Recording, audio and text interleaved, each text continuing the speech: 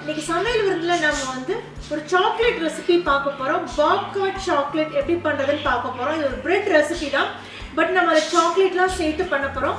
வாங்க வீடியோக்குள்ளே போகலாம். சாக்லேட் பாப்கா எப்படி பண்ணுறதுன்னு பார்க்கலாம். இங்கே ஒரு குட்டி பவுலில் 3/4 கப்புக்கு நான் வார்ம் வாட்டர் எடுத்திருக்கேன். அதில் நான் எடுத்து வச்சுருக்கேன் 3 டீஸ்பூன் ட்ரை ஆக்டிவ் ஈஸ்ட்டை நான் சேர்த்துக்கிறேன். இப்போ இதை சேர்த்துட்டு லைட்டாக மிக்ஸ் பண்ணி விட்டுட்டு இதை அப்படியே மூடி ஒரு வார்ம் பிளேஸில் வச்சுருங்க. இந்த ஈஸ்ட் நமக்கு நல்லா ப்ரூஃப் ஆகி வரணும். இன்னொரு பெரிய பவுல் எடுத்துகிட்டு அதில் 3 + 1/3 கப்பு மாவு சேர்த்துக்கிறேன். மைதாவும் சேர்த்துக்கலாம், இல்லைன்னா சப்பாத்திக்குள்ள மாவும் சேர்த்துக்கலாம். இதில் நான் 1/4 டீஸ்பூனுக்கு உப்பு சேர்த்துக்கிறேன். சேர்த்ததுக்கப்புறம் அரை கப்புக்கு நான் ப்ரௌன் சுகர் சேர்த்துக்கிறேன். சேர்த்துட்டு இந்த ட்ரை இன்க்ரீடியன்ட் எல்லாத்தையுமே நல்லாவே மிக்ஸ் பண்ணுங்கள், கட்டி இல்லாத அளவுக்கு. இந்த அளவு நம்ம மிக்ஸ் பண்ணதுக்கப்புறம் அதை தனியாக வச்சிடலாம்.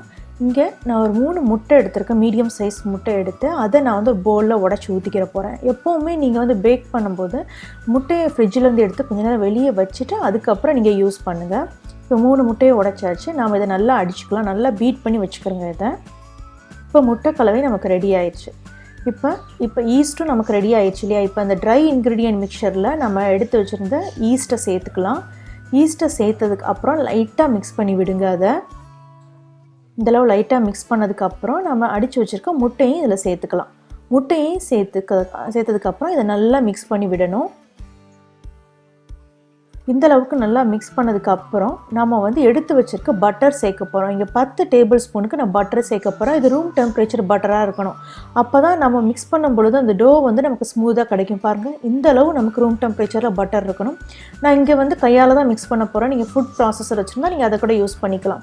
முதல்ல டோ வந்து இந்தளவு ஸ்டிக்கியாக இருக்கும். ஆனால் நீங்கள் கண்டினியூஸாக மிக்ஸ் பண்ண உங்களுக்கு இந்தளவு ஸ்மூத்தாக வரும். நான் இந்தளவு ஸ்மூத்னஸ் வர்றதுக்கு எனக்கு 20 நிமிஷம் எடுத்துச்சு. இதில் நான் எக்ஸ்ட்ரா ஆயில் சேர்க்கல, மாவும் சேர்க்கல. ஸோ எதுவுமே சேர்க்காமல் நீங்கள் கண்டினியூஸாக கையால் மிக்ஸ் பண்ணும்போது உங்களுக்கு இந்த மாதிரி துணி மடிக்கிற அளவு வந்துடும். இப்போ இந்த அளவுக்கு டோ உங்களுக்கு ரெடி ஆனதுக்கப்புறம் 1 டீஸ்பூனுக்கு ஆயில் எடுத்துகிட்டு லைட்டாக இந்த டோ மேலே மசாஜ் பண்ணி விட்ருங்க. பண்ணிவிட்டு நல்லா அது மாதிரி இந்த டோ சைட்லேயும் ஆயில் தேய்ச்சிக்கிறங்க. தேய்ச்சிட்டு இதை வந்து ரூம் டெம்பரேச்சரில் ரைஸ் பண்ண விட்டுலாம். இந்த ஃப்ரிட்ஜ்லேயும் வைக்கலாம், ஆனால் நான் ஃப்ரிட்ஜில் வைக்கல, நான் வெளியே தான் வைக்க போகிறேன். 8 மணி நேரம் வைங்க. வச்சிங்கன்னா உங்களுக்கு இந்த அளவுக்கு மாவு நல்லா உப்பிட்டு வரும். ஃப்ரிட்ஜில் வச்சுருந்தா உங்களுக்கு உப்பிட்டு வராது, ஆனால் அதுவும் நல்லா தான் இருக்கும்.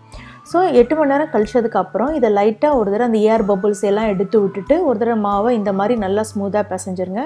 பிசைஞ்சதுக்கப்புறம் இதை ஃப்ரிட்ஜில் வச்சிடலாம். ஒரு 30 நிமிஷம் இது ஃப்ரிட்ஜில் இருக்கட்டும்.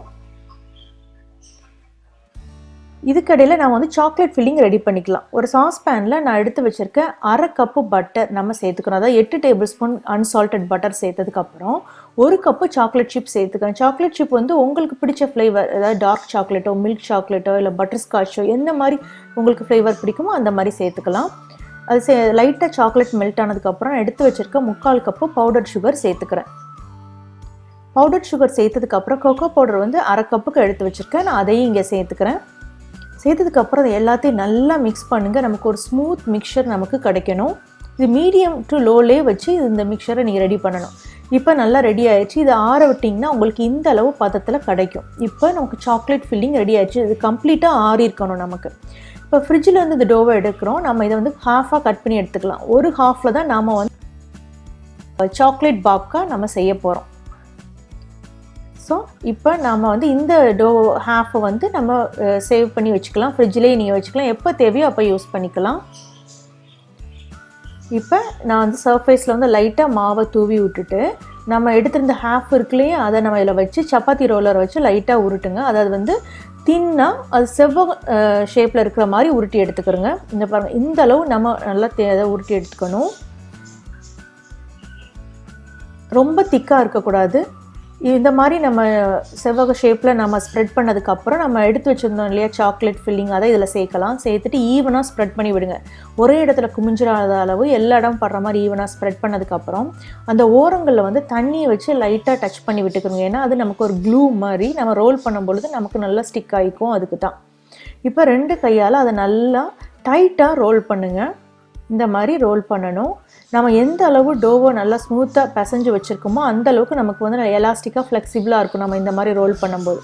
அதனால டோ மேக் பண்ணுறது ரொம்ப இம்பார்ட்டன்ட். இப்போ எல்லாம் நல்லா ரோல் பண்ணதுக்கப்புறம் அந்த சைட்ஸை இந்த மாதிரி லைட்டாக பிஞ்ச் பண்ணி விட்டுக்குங்க. அப்போ தான் அது வந்து பேக் ஆகி வரும்போது நல்லா ஓப்பன் ஆகாது, நல்லா சீல் ஆகி நமக்கு இருக்கும். இந்த மாதிரி இந்த சைட்ஸை இந்த எட்ஜஸையும் லைட்டாக டக் பண்ணி விட்டுக்குறோங்க. இப்போ நம்ம இதை ஹாஃபாக கட் பண்ண போகிறோம். ஒரு ஷார்ப்பான நைஃப் எடுத்துகிட்டு இதை ஹாஃபாக கட் பண்ணுங்கள். ஸோ கேர்ஃபுல்லாக கட் பண்ணணும். இந்த மாதிரி கட் பண்ணதுக்கப்புறம் அந்த மேலே டாப்பில் உள்ள அந்த எட்ஜஸ் இருக்கு இல்லையா, அதை லைட்டாக நீங்கள் வந்து ப்ரெஸ் பண்ணி விட்டுக்குங்க. ப்ரெஸ் பண்ணி விட்டதுக்கப்புறம் ஜடை பின்னுற மாதிரி லைட்டாக ஒன்றுக்கு மேலே ஒன்றா வச்சு நம்ம இந்த மாதிரி நாம் ரோல் பண்ணணும். அப்போ தான் நமக்கு ப்ரெட் வரும்போது அவ்வளோ அருமையாக கிடைக்கும் பேக் ஆகி வரும்போது. இப்போ இந்த மாதிரி பண்ணதுக்கப்புறம் இதை நம்ம வந்து எந்த பேனில் பேக் பண்ண போகிறோமோ அதுக்கு ட்ரான்ஸ்ஃபர் பண்ண போகிறோம். நான் ஆல்ரெடி இந்த பேனை வந்து பட்டர் போட்டு க்ரீஸ் பண்ணி வச்சுட்டேன். இதில் கேர்ஃபுல்லாக எடுத்து மாற்றுங்க. அந்த டோ வந்து உடஞ்சிடக்கூடாது, பிஞ்சிடக்கூடாது. ஸோ இந்த மாதிரி நம்ம வச்சதுக்கப்புறம் இதை நம்ம வந்து ரூம் டெம்பரேச்சரில் குக் பண்ண விட போகிறோம். இந்த மாதிரி நல்லா கேர்ஃபுல்லாக டக் பண்ணதுக்கப்புறம் ஒரு டவல் போட்டு இது ஒரு வார்ம் பிளேஸில் 30 to 40 மினிட்ஸ் வச்சு எடுங்க. இப்போ 30 to 40 மினிட்ஸ் ஆயிடுச்சு. நான் இப்போ என்னுடைய ஓவனை ப்ரீஹீட் பண்ண ஆரம்பிச்சிட்டேன் 375 ஃபாரன்ஹீட்டுக்கு. இப்போ நாம் இதை பேக் பண்ண போகிறோம். இதை நாம் வந்து 375 டிகிரி ஃபாரன்ஹீட்டில் 25 to 30 மினிட்ஸ் நம்ம பேக் பண்ணி எடுக்கலாம். உங்கள் டெம்பரேச்சரை பொறுத்து இது எல்லாம் 25 மினிட்ஸ்லேயே ரெடி ஆயிடுச்சுன்னா எடுத்துடலாம். அப்படி இல்லைன்னா எக்ஸ்ட்ரா ஒரு 5 நிமிஷம் வச்சு எடுத்துக்கிறோங்க. இப்போ நமக்கு ரொம்ப டேஸ்டியான சாக்லேட் பாப்கா ரெடி ஆயிடுச்சு. இது கொஞ்சம் ஆற விடணும். ஆற விட்டதுக்கு அப்புறம் தான் நம்ம வந்து இந்த பீஸ் போட ஆரம்பிக்கணும். ஏன்னா சாக்லேட் ஃபுல்லும் நல்லா மெல்ட்டாகவே இருக்கும், ஹாட்டாக இருக்கும். இங்கே பீஸ் போட்டிங்கன்னா சாக்லேட் எல்லாமே வெளியே வந்துடும். அதனால் கொஞ்சம் ஆற விட்டதுக்கப்புறம் நீங்கள் இதை பீஸ் போட ஆரம்பிக்கலாம். ஓகே, இப்போ நம்ம இதை பீஸ் போடலாம். பாருங்கள், நான் உங்களுக்கு காட்டுறேன். அந்த டோ வந்து எவ்வளோ சாஃப்டாக இருக்குன்னு சொல்லிட்டு அந்த ப்ரெட் வந்து அவ்வளோ பஞ்சு போல் வந்துருந்துச்சு. இப்போ ரொம்ப டேஸ்டியான பாப்கா. இங்கே பாருங்கள், அந்த ப்ரெட்டு வந்து எவ்வளோ சாஃப்டாக இருக்குன்னு பாருங்கள். நம்ம மாவை அந்தளவு பிசைஞ்சால் தான் இந்தளவு சாஃப்டாக வரும். அப்படி இல்லைன்னா கல் மாதிரி வந்துடும். இப்போ நமக்கு ரொம்ப டேஸ்டியான சாக்லேட் பாப்கா எப்படி பண்ணுறதுன்னு பார்த்துருப்பீங்க. ரொம்ப ஈஸியாக பண்ணிட்டோம் இல்லையா?